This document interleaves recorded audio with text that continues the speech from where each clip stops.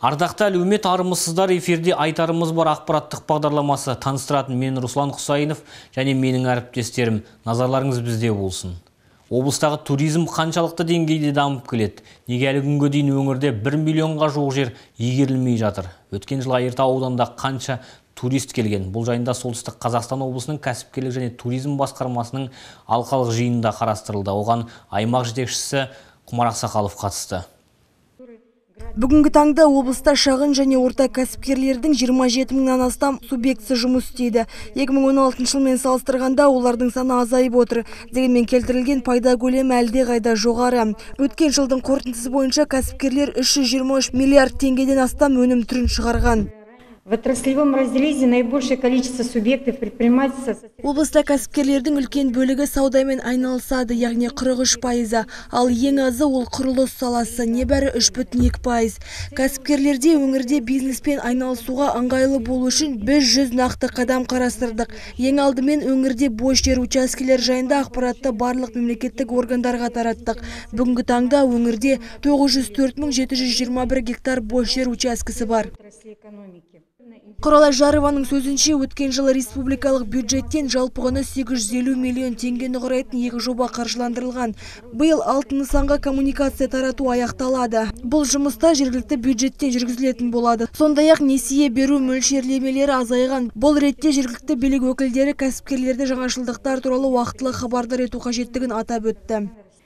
Полагаем, что районным акимату необходимо активнее информировать субъекты бизнеса.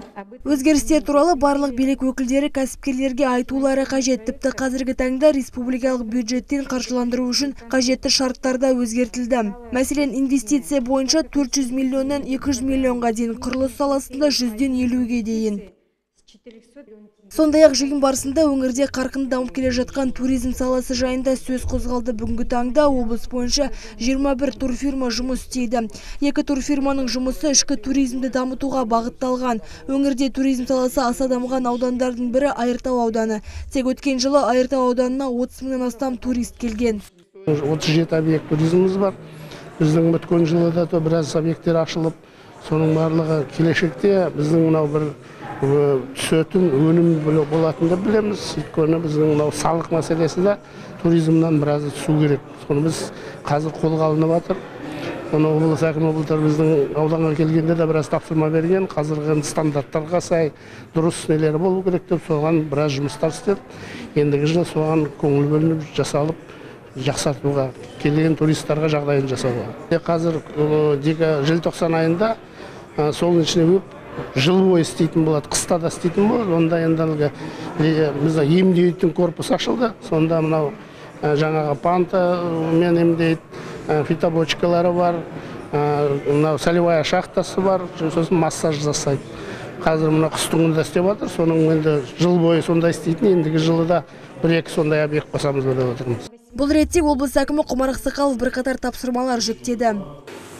Сегодня задача исполнительных органов. Бүгінгі таңда жергілікті билік өкілдері бизнесмендерге жұмыс істеу үшін жан-жақты жағдай жасалуы тиіс.